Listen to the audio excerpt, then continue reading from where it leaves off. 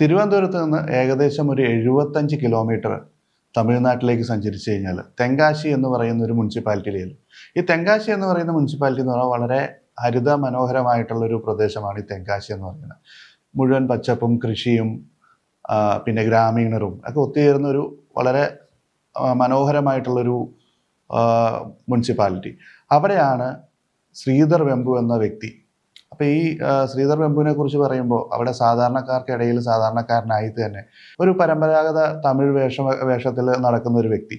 അയാൾ യാത്ര ചെയ്യുന്നതൊക്കെ ഒരു ഇലക്ട്രിക് ഓട്ടോയിലോ അല്ലെങ്കിൽ അയാളുടേതായ സൈക്കിളിലോ ഒക്കെയാണ് അയാൾ ആ വഴി കറങ്ങി നടക്കുന്നത്. കൃഷിയിലൊക്കെ ശ്രദ്ധിച്ചിങ്ങനെ നടക്കുന്ന ഒരു വ്യക്തിയെ നമുക്ക് കാണാം. പക്ഷേ ഈ ശ്രീധർ വെമ്പു എന്ന് പറയുന്ന വ്യക്തിയാണ് ഇന്ന് ലോകത്തെ ഏറ്റവും വേഗത്തിൽ വളർന്നുകൊണ്ടിരിക്കുന്ന, ഇന്ന് മൈക്രോസോഫ്റ്റിനെ പോലും വെല്ലുവിളിക്കാനായിട്ട് പ്രാപ്തനായിക്കൊണ്ടിരിക്കുന്ന സോഹോ എന്ന് പറയുന്ന കമ്പനിയുടെ ഫൗണ്ടർ അല്ലെങ്കിൽ കോ ഫൗണ്ടർ. 1996 ടോണി തോമസും, ടോണി തോമസ് ഒരു മലയാളിയാണ്, ടോണി തോമസും ശ്രീധർ വെമ്പുവും ചേർന്നിട്ട് ഈ സോഹോ കോർപ്പറേഷന് രൂപം കൊടുക്കുന്നത്. അവർ 1996 തുടങ്ങുമ്പോൾ അത് സോഹോ എന്നുള്ള പേരിലല്ലായിരുന്നു അവർ കമ്പനി സ്റ്റാർട്ട് ചെയ്തത്. അഡ്വെന്റ് നെറ്റ് എന്ന് പറയുന്നൊരു പേരിലായിരുന്നു കമ്പനി സ്റ്റാർട്ട് ചെയ്തത്. അപ്പോൾ അന്ന് ഈ കമ്പനി തുടങ്ങുന്ന സമയത്ത് ഇവരെല്ലാം മൾട്ടിപ്പിൾ കമ്പനീസിൽ, വേറെ കമ്പനികളിൽ ജോലി ചെയ്യുന്ന ആൾക്കാരായിരുന്നു. ശ്രീധർ വെമ്പു മറ്റൊരു കമ്പനിയിൽ ജോലി ചെയ്യുന്ന ആളായിരുന്നു. ശ്രീധർ വെമ്പുവിൻ്റെ സഹോദരനുമായിട്ടൊക്കെ ചേർന്നിട്ടാണ് ഇവർ ഈ സ്ഥാപനം തുടങ്ങുന്നത്. അപ്പോൾ അഡ്വെന്റ് നെറ്റ് ചെയ്തുകൊണ്ടിരുന്നത് അന്ന് HP ആയിരുന്നു ഈ പ്രിൻ്റർ മേഖലയിൽ, ഇന്ന് നമ്മൾ യൂസ് ചെയ്യുന്ന പ്രിൻ്ററിൻ്റെ ഒരു മേഖലയിൽ ഏറ്റവും ആധിപത്യമുള്ളൊരു കമ്പനി എന്ന് പറയുന്നത്. അപ്പോൾ HP അവരുടേതായ സോഫ്റ്റ്വെയറുകളും കാര്യങ്ങളൊക്കെ ഉണ്ടായിരുന്നു. അന്ന് എപ്സൺ, കാനോൺ, കോണിക്ക, മിനോൾട്ട ഇങ്ങനെയുള്ള കമ്പനികളൊക്കെ മാർക്കറ്റിൽ ഉണ്ടായിരുന്നെങ്കിലും അവർക്ക് എഫിഷ്യൻ്റ് ആയിട്ടുള്ളൊരു സോഫ്റ്റ്വെയർ ഇല്ലായിരുന്നു. അപ്പോൾ ഈ സോഫ്റ്റ്വെയറുകൾ ഡെവലപ്പ് ചെയ്യുക, ഈ സോഫ്റ്റ്വെയർ കസ്റ്റമൈസ് ചെയ്ത് ഇങ്ങനെയുള്ള കമ്പനികൾക്ക് കൊടുക്കുക, അതായിരുന്നു ഈ അഡ്വെന്റ് നെറ്റിൻ്റെ ബിസിനസ് രീതി എന്ന് പറയുന്നത്. പക്ഷേ ഈ അമേരിക്കയിൽ 9/11 സംഭവിച്ചതും ഈ .com ബബിളിൻ്റെ സമയത്തും ഒരുപാട് കമ്പനികൾക്ക് പ്രതിസന്ധി വന്നപ്പോൾ ഇവർക്ക് കുറേ പ്രശ്നങ്ങൾ വന്നു. ഇവരുടെ കയ്യിലുള്ള ക്യാപിറ്റലുകൾ മുഴുവൻ നഷ്ടപ്പെടുകയും അങ്ങനെ ഇവർ വീണ്ടും ഒരു സാധാരണ നിലയിലേക്ക് വരികയും ചെയ്തു.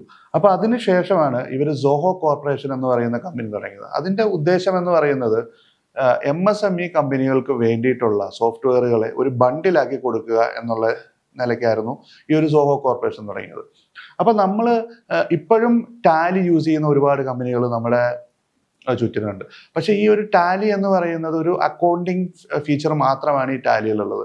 പക്ഷെ സോഹോയിലേക്ക് വരുമ്പോഴത്തേന് ഈ അക്കൗണ്ടിങ് ഫീച്ചർ ഉണ്ട്, അതിൽ ഒരുപാട് കാര്യങ്ങളുണ്ട്. ഒരു സോഹോ ഇമെയിൽ ഉണ്ട്, സോഹോ HR ഉണ്ട്. ഇങ്ങനെ ഒരുപാട് കാര്യങ്ങളെ ഒരു ബണ്ടിലാക്കി അവതരിപ്പിച്ച് ഇവർ SME കമ്പനികളുടെ ഇടയിലൊരു താരമായി മാറി. അങ്ങനെയാണ് സോഹോയുടെ ഒരു തുടക്കം എന്ന് പറയുന്നത്. അന്നും ശ്രീധർ വെമ്പു ഈ കമ്പനിയുടെ മാർക്കറ്റിങ്ങിലാണ് വർക്ക് ചെയ്യുന്നത്. അപ്പം അങ്ങനെ കുറേ നാളുകൾക്ക് ശേഷം, ഇത് ഒരു ദിവസം കൊണ്ടുണ്ടായ ഒരു സാമ്രാജ്യമൊന്നുമല്ല സോഹോ എന്ന് പറയുന്നത്. ഒരുപാട് നാളുകൾ കൊണ്ട് അവർ പടുത്തുയർത്തിയ വലിയൊരു സാമ്രാജ്യമായി സോഹോയ്ക്ക് മാറാൻ സാധിച്ചു.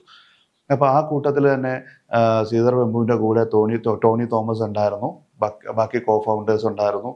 ഇവർ ഇന്ന് സോഹോ എത്തി നിൽക്കുന്നതെന്ന് പറഞ്ഞു കഴിഞ്ഞാൽ ഏകദേശം ഒരു $50 ബില്യൺ ആനുവൽ ടേൺ ഓവറുള്ള കമ്പനി, 2500 കോടി രൂപയുടെ പ്രോഫിറ്റ് ഉള്ളൊരു കമ്പനി. അപ്പോൾ കഴിഞ്ഞ ദിവസങ്ങളിൽ ഈ ശ്രീധർ വെമ്പു കുറച്ച് ഒരു പ്രസ്താവന ഇറക്കി. ആക്ച്വലി മൈക്രോസോഫ്റ്റിനെ ഈ ലോകത്ത് ബീറ്റ് ചെയ്യാൻ പറ്റുന്ന ഒരു കമ്പനി ഉണ്ടെന്നെങ്കിൽ അത് സോഹോ മാത്രമാണ്. അപ്പോൾ സോഹോയുടെ ടൂൾസ് യൂസ് ചെയ്യുന്ന അല്ലെങ്കിൽ സോഹോ ബുക്സോ ഒക്കെ യൂസ് ചെയ്യുന്ന ബിസിനസ്സുകാർക്കറിയാം അത് അദ്ദേഹം പറഞ്ഞത് സത്യസന്ധമായിട്ടുള്ള കാര്യമാണെന്നുള്ളത്. കാരണം എന്താ വെച്ച് കഴിഞ്ഞാൽ മൈക്രോസോഫ്റ്റിൻ്റെ ഒരു 365 ഇന്ന് ഓഫീസ് സ്യൂട്ട് നമുക്ക് മേടിക്കണമെന്നുണ്ടെങ്കിൽ ഏകദേശം ഒരു 6800 രൂപ ചിലവുണ്ട്, ഒരു 5 പേരുള്ള ഒരു ചെറിയ കമ്പനിയിലേക്ക് മേടിക്കണമെന്നുണ്ടെങ്കിൽ. പക്ഷേ ഈ സോഹോയുടെ ഈ ഒരു ബണ്ടിൽ ഫുള്ളായിട്ട് മേടിക്കണമെന്നുണ്ടെങ്കിൽ, മുഴുവനായിട്ട് നമുക്ക് യൂസ് ചെയ്യണമെന്നുണ്ടെങ്കിൽ അതിനും വളരെ ചിലവ് കുറവാണ്. അപ്പോൾ അങ്ങനെ നമ്മുടെ ഇന്ത്യയിൽ നിന്നുള്ള ഒരു സ്റ്റാർട്ടപ്പ് ഇന്ന് ലോകത്ത് അല്ലെങ്കിൽ ഇന്ത്യയിൽ തന്നെ വളരെ വലിയ രീതിയിൽ വളർച്ച പ്രാപിച്ചുകൊണ്ടിരിക്കുകയാണ്. ഇന്ന് നമ്മൾ ഇന്ത്യൻ സ്റ്റാർട്ടപ്പുകളെ നോക്കുകയാണെന്നുണ്ടെങ്കിൽ വെഞ്ചർ ക്യാപിറ്റലിസ്റ്റുകളുടെ കയ്യിൽ നിന്ന് ഒരുപാട് ഫണ്ടുകൾ മേടിച്ച് മുമ്പോട്ട് പോകുന്ന സ്റ്റാർട്ടപ്പുകളുണ്ട്. ഇവർക്കൊന്നും ലാഭം ഉണ്ടാക്കണമെന്നുള്ളത് ഇവരുടെ ഒരു ലക്ഷ്യമേ അല്ലാത്ത രീതിയിലാണ് ഇവർ മുമ്പോട്ട് പോകുന്നത്. ആക്ച്വലി എന്താണെന്ന് വെച്ചാൽ ഇവർക്കെല്ലാം ഒരൊറ്റ ലക്ഷ്യമേ ഉള്ളൂ, യൂണിക്കോൺ ആവുക എന്നുള്ളത്. അപ്പം ഈ സോഹോയെ സംബന്ധിച്ചിടത്തോളം ഇന്ന് വരെ ഒരു വെഞ്ചർ ക്യാപിറ്റലിസ്റ്റുകളുടെ കയ്യിൽ നിന്നോ ഒരു നയ പൈസ മേടിക്കാതെ മുമ്പോട്ട് അവരുടേതായ രീതിയിൽ പതുക്കെ മുന്നേറി മുൻപോട്ട് വന്നൊരു കമ്പനിയാണ് സോഹോ എന്ന് പറയുമ്പോൾ. ഇന്ന് ഏകദേശം അതൊരു യൂണിക്കോണായി. പക്ഷേ ഒരു വെഞ്ചർ ക്യാപിറ്റലിസ്റ്റുകളുടെ കയ്യിൽ നിന്നോ അല്ലെങ്കിൽ അവരുടെ ഷെയർ ഡൈല്യൂഷനോ ഇതൊന്നും സോഹോയിൽ സംഭവിച്ചിട്ടില്ല. അതാണ് സോഹോയുടെ വലിയൊരു പ്രത്യേകത എന്ന് പറയുന്നത്. സോഹോയെ അക്വയർ ചെയ്യാനും അല്ലെങ്കിൽ സോഹോയിൽ ഇൻവെസ്റ്റ് ചെയ്യാനും ഒരുപാട് ഇൻവെസ്റ്റേഴ്സ് വന്നെന്നുണ്ടെങ്കിലും ഇതെല്ലാം ഇവരുടെ ഒരു ടീം റെഫ്യൂസ് ചെയ്യുകയാണ് ചെയ്തത്. അപ്പോൾ ഇന്ന് നോക്കുകയാണെന്നുണ്ടെങ്കിൽ ഇന്ത്യൻ ഗ്രാമങ്ങളിൽ നിന്ന് പ്രോഡക്റ്റുകൾ ക്രിയേറ്റ് ചെയ്യാനും അല്ല ഗ്രാമങ്ങളിൽ നിന്നുള്ള പ്രോഡക്റ്റുകൾ ലോകത്ത് ഏത് ഭാഗത്തേക്ക് എത്തിക്കാനും നമുക്ക് സാധിക്കുമെന്ന് പറയുന്നതിൽ ഒരു ഉദാഹരണമാണ് സോഹോ എന്ന് പറയുന്നത്. കാരണം അവരും തുടങ്ങിയത് ചെറിയൊരു ഗ്രാമത്തിൽ നിന്നാണ്. അതായത് അവരുടെ ആദ്യത്തെ ഓഫീസ് എന്ന് പറയുന്നത് ഒരു 100 സ്ക്വയർ ഫീറ്റ് ഓഫീസ് ചെന്നൈയുടെ ഹാർട്ട് ഓഫ് സിറ്റിയിലല്ലായിരുന്നു. ചെന്നൈയിൽ നിന്ന് ഒരു 40 കിലോമീറ്റർ ഉള്ളിലായിട്ടുള്ള ഒരു ഏരിയയിലായിരുന്നു അവരുടെ ആദ്യത്തെ ഓഫീസ് എന്ന് പറയുന്നത്. പിന്നീട് അവരുടെ ഹെഡ് ക്വാർട്ടേഴ്സ് അവർ തെങ്കാശിയിലേക്ക് മാറ്റി. അപ്പോൾ ഇങ്ങനെ ഇന്ത്യൻ ഗ്രാമങ്ങളെ എങ്ങനെ നേർച്ചർ ചെയ്യാമെന്ന് വളരെ നന്നായി കാണിച്ച ഒരു മോഡലാണ് സോഹോ എന്ന് പറയുന്നത്. അതുമാത്രമല്ല അവർ സോഹോ സ്കൂൾ എന്ന് പറയുന്ന ഒരു എഡ്യൂക്കേഷൻ പ്ലാറ്റ്ഫോം ഇപ്പോൾ ചെയ്യുന്നുണ്ട്. ആക്ച്വലി അവരുടെ ഒരു കോൺസെപ്റ്റ് എന്ന് പറഞ്ഞാൽ ഒരു ഡിഫറെൻ്റ് ആയിട്ടുള്ള കോൺസെപ്റ്റാണ്. അതായത് +2 കഴിഞ്ഞ് കോളേജ് വിദ്യാഭ്യാസം ആഗ്രഹിക്കാത്തവർക്ക് മാത്രമേ ആ ഒരു സ്കൂളിൽ അപ്ലൈ ചെയ്യാൻ പറ്റുള്ളൂ. അവിടെ ജോലി ചെയ്തുകൊണ്ട് തന്നെ അവിടെ പഠിച്ച് ആ വിദ്യാഭ്യാസവും അതിൻ്റെ ചെലവുകളും എല്ലാം ഈ ഒരു സോഹോ കോർപ്പറേഷനാണ് നോക്കുന്നത്. അവിടെ പഠിച്ചുകൊണ്ട് ഇൻഡസ്ട്രിയിൽ സ്കിൽഫുൾ ആയിട്ടുള്ള ആൾക്കാരെ വെളിയിൽ കൊണ്ടുവരിക എന്നുള്ളതാണ് സോഹോ അവിടെ ചെയ്യുന്നത്. ആക്ച്വലി അവർ ചെയ്യുന്നത് വളരെ നല്ല കാര്യമാണ്. കാരണം കോളേജ് വിദ്യാഭ്യാസം എന്ന് പറയുന്നത് ഇന്ന് ഒരുപാട് ഔട്ട്ഡേറ്റഡ് ആയിട്ടുണ്ട്. ആ കൂടെ ജോലി ചെയ്യുന്ന ആൾക്കാരുടെ കൂടെ ഒരു കമ്പനിയിൽ ഡെവലപ്പേഴ്സായിട്ട് ജോലി ചെയ്യുന്ന ആൾക്കാരുടെ കൂടെ ഇരുന്ന് അവരുടെ കൂടെ ജോലി ചെയ്ത് എക്സ്പീരിയൻസുമായിട്ട് വെളിയിൽ വരുന്ന ഒരു ആളെന്ന് പറയുമ്പോൾ ഒരു കോളേജിൽ പഠിച്ചിറങ്ങുന്ന ആൾക്കാരെക്കാൾ കൂടുതൽ എഫിഷ്യൻ്റ് ആയിട്ട് വർക്ക് ചെയ്യാൻ അവർക്ക് സാധിക്കുമെന്ന് ഈ സോഹോ കോർപ്പറേഷൻ അവരുടെ സോഹോ സ്കൂൾ വഴി കാണിച്ചത്. ഇങ്ങനെ ഒരുപാട് കാര്യങ്ങൾ അവർ ചെയ്യുന്നുണ്ട് സമൂഹത്തിൽ. ഇപ്പോൾ റീസെൻ്റ്ലി നമ്മുടെ കേരളത്തിൽ സോഹോയുടെ ഒരു ഓഫീസ് സ്റ്റാർട്ട് ചെയ്തു. അതായത് നമ്മുടെ കൊട്ടാരക്കര തിരുവനന്തപുരത്ത് നിന്ന് ഏകദേശം 2-2.5 മണിക്കൂറോളം നമ്മൾ സഞ്ചരിച്ചു കഴിഞ്ഞാൽ നമുക്ക് കൊട്ടാരക്കരയിലെത്താം. അപ്പോൾ അതും അവർ ആ ഒരു ഓഫീസിന് വേണ്ടിയിട്ട് അവർക്ക് വേണമെങ്കിൽ കൊച്ചിയിലോ അല്ലെങ്കിൽ ട്രിവാൻഡ്രത്തോ ഹാർട്ട് ഓഫ് ദ സിറ്റിയിൽ അവർക്ക് ഓഫീസ് തുടങ്ങാമായിരുന്നു. പക്ഷെ അവരൊരു ചെറിയ ഗ്രാമം ചൂസ് ചെയ്തു. എന്താണെന്ന് വെച്ച് കഴിഞ്ഞാൽ ഇവർ സസ്റ്റൈനബിലിറ്റിയാണ് ഇവർ നോക്കുന്നത്. അതായത് ഒരു ഗ്രാമത്തിൽ സോഹോ വരുമ്പോൾ അവിടെയുള്ള ചുറ്റിനുമുള്ള ആളുകളുടെ വരുമാനം വർദ്ധിക്കും. ഈ ഒരു വരുമാനം വർദ്ധിക്കുന്ന വെളിയിൽ നിന്ന് മറ്റ് എംപ്ലോയീസ് അവിടെ വന്ന് താമസിക്കും. അവർക്ക് കിട്ടുന്ന എമൗണ്ട് അവിടെ സ്പെൻഡ് ചെയ്യുന്നു. അങ്ങനെ ആ ഒരു ഗ്രാമം വളരുന്നു. അതാണ് ആ ഒരു സസ്റ്റൈനബിലിറ്റിയാണ് ഈ സോഹോയുടെ ലക്ഷ്യങ്ങളിലൊന്ന്. അപ്പം അത് എത്ര വലിയ CSR ഫണ്ട് മുടക്കിയാലും കിട്ടത്തില്ലാത്ത ഒരു കാര്യമാണ് അവരവിടെ ചെയ്യുന്നത്. അതായത് ഹാർട്ട് ഓഫ് ദ സിറ്റിയിൽ നിന്ന് മാറി വരുമ്പോൾ സോഹോയ്ക്കും അതിൻ്റെ ഗുണങ്ങളുണ്ടാവും. അതായത് അവർക്ക് കമ്പാരിറ്റീവ്ലി റിയൽ എസ്റ്റേറ്റിൻ്റെ കോസ്റ്റ് അവിടെ കുറവാണ്. അങ്ങനെയുള്ള കുറേ ഗുണങ്ങൾ സോഹോയ്ക്കുമുണ്ട്. പക്ഷെ ആ നാട്ടുകാർക്കും അതിൻ്റെതായ ഗുണങ്ങളുണ്ട്. നല്ല രീതിയിലുള്ള വിദ്യാഭ്യാസം ആ നാട്ടിൽ കൊണ്ടുവരാനായിട്ട് ഇവർക്ക് സാധിക്കും.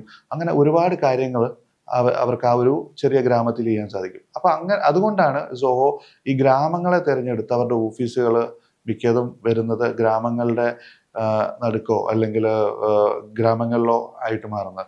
അപ്പം ഇങ്ങനെ സോഹോ ആ ഒരു ഗ്രാമങ്ങളെ തിരഞ്ഞെടുത്ത് മുമ്പോട്ട് പോകുന്ന ഒരു രീതി അവർക്കുണ്ട്. സോഹോയുടെ ആപ്ലിക്കേഷൻസിനെ കുറിച്ച് പറയുകയാണെന്നുണ്ടെങ്കിൽ സോഹോ ബുക്സ് ഉണ്ട്, സോഹോ HR ഉണ്ട്, സോഹോ വർക്ക് ഫ്ലോ, അങ്ങനെ ഒരുപാട് ആപ്ലിക്കേഷൻസ് സോഹോയ്ക്കുണ്ട്. ഇതിൽ ഏറ്റവും കൂടുതൽ ഉപയോഗിക്കപ്പെടുന്നത് സോഹോ ബുക്സ് ആണ്.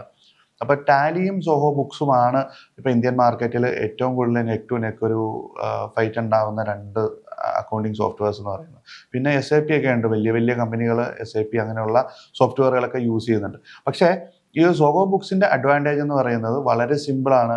നമുക്കിതൊരു ബണ്ടിലാക്കാനായിട്ട് സാധിക്കും. അതായത് സോഹോ ബുക്സ് എടുത്ത ഒരു വ്യക്തിക്ക് സോഹോയിൽ ഇനിയിപ്പോൾ HRM സോഫ്റ്റ്വെയറോ അല്ലെങ്കിൽ ഇനിയിപ്പോൾ നമുക്ക് കൂടുതൽ എംപ്ലോയീസ് വരുമ്പോൾ അവരെ മാനേജ് ചെയ്യാൻ HRM സോഫ്റ്റ്വെയർ വേണമെന്നുണ്ടെങ്കിൽ ആ ഒരു സോഫ്റ്റ്വെയർ ഈ ഒരു ബണ്ടിലേക്ക് ആഡ് ചെയ്യാം. അതിൻ്റെ കൂടെ തന്നെ നമുക്കൊരു സോഹോ മെയിൽ കിട്ടുന്നുണ്ട്, സോഹോ വർക്ക് സ്പേസ് കിട്ടുന്നുണ്ട്. അപ്പോൾ ഇങ്ങനെ ഒരു ബണ്ടിലാക്കിയപ്പോഴത്തേനും അതിൽ എന്താ സംഭവിച്ചതെന്ന് വെച്ച് കഴിഞ്ഞാൽ നോർമലി ഒരു ബണ്ടിൽ ഇല്ലാണ്ട് ഒരു അക്കൗണ്ടിങ് സോഫ്റ്റ്വെയർ മാത്രമായിട്ട് വിൽക്കുന്ന ടാലിയെ പോലുള്ള കമ്പനികളുടെ മാർക്കറ്റ് ഷെയർ കൂടെ സോഹോയിലേക്ക് വരാൻ തുടങ്ങി. അപ്പോൾ അങ്ങനെ പതുക്കെ ആ ഒരു മാർക്കറ്റ് ഷെയറും കൂടെ സോഹോയിലേക്ക് വന്നുകൊണ്ടിരിക്കുന്നു. കമ്പാരിറ്റീവ്ലി ടാലി യൂസ് ചെയ്യുന്നതിനേക്കാളും സിമ്പിളായിട്ട് യൂസ് ചെയ്യാൻ പറ്റുന്ന ഒരു സോഫ്റ്റ്വെയറുമാണ് ഈ സോഹോ ബുക്സ് എന്ന് പറയുന്നത്.